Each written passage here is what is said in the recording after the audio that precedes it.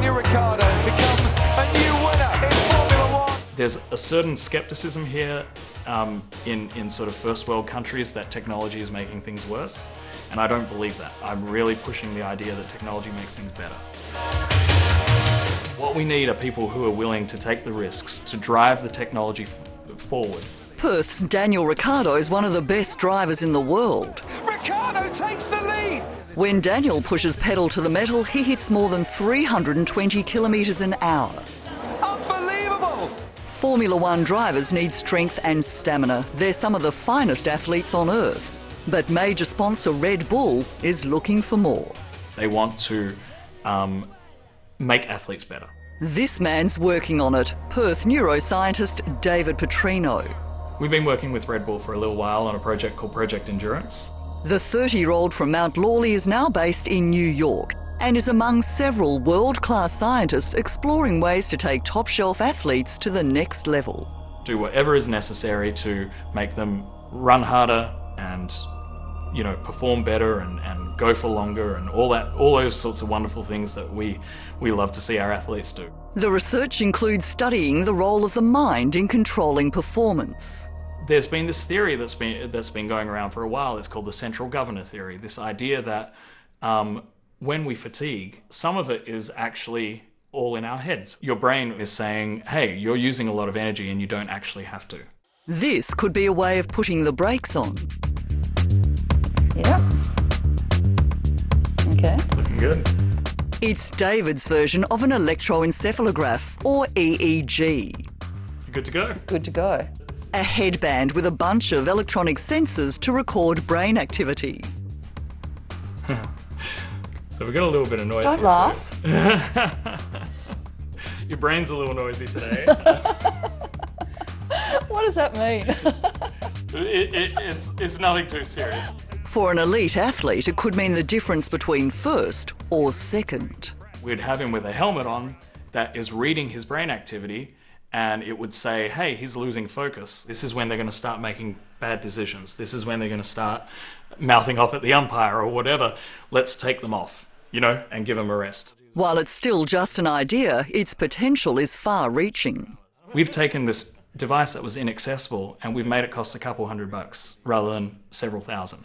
And that's the innovation, is really taking these devices, taking this technology and making it for the people. Now don't let me push down. Ready, set, hold.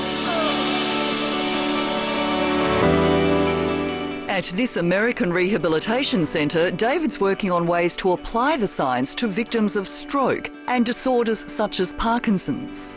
David's enthusiasm for using technology as a tool for healing stems from his time spent in Perth's Princess Margaret Hospital as a toddler. I had what was called a febrile seizure and stopped breathing for a short amount of time. That resulted in hypoxic brain injury where I lost control of the left side of my body. It was a lot like a stroke. For 2 days they couldn't wake him. He was in a coma. Tony and Rita Petrino were told to prepare for the worst. They thought he might have been paralysed. They said he he'd might never not walk again. My parents were very interested in not listening to that diagnosis at all, and they really just forced me to use the left side of my body whenever I could. We just couldn't accept it at this stage. We just couldn't. These were people that didn't have any formal training or formal education, so they really just worked it out for themselves. The next challenge was keeping David at school. In year 10 he wanted to leave school. That's the only time that we had to sort of be firm with him and say, no, you got to year 12. David went on to study physiotherapy at Curtin University, graduating with first-class honours. He now works alongside other bright sparks striving to make scientific breakthroughs that'll make rehabilitation more effective and cheaper. This is a tougher one.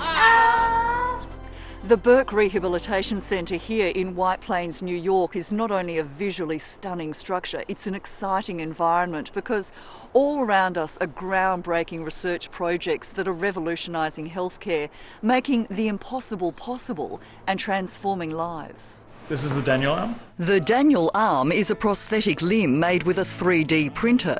It was designed by non-profit tech company Not Impossible for people injured in war-torn Sudan. David's a team member.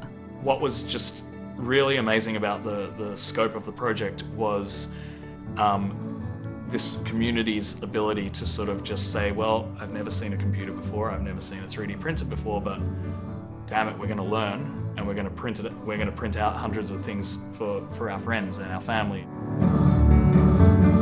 So this is another gadget that I've been working with. It's called the Leap Motion, an $80 piece of technology David's converted into a game to help stroke victims regain movement in their arms and hands. We were a bit worried about how the older population would deal with the new technology, but they seem to love it so far. It's affordable, engaging and fun. And for a modern scientist like David, they're key elements to building a healthier future. If we work together and we use technology for the right things, we can improve the standard of care everywhere.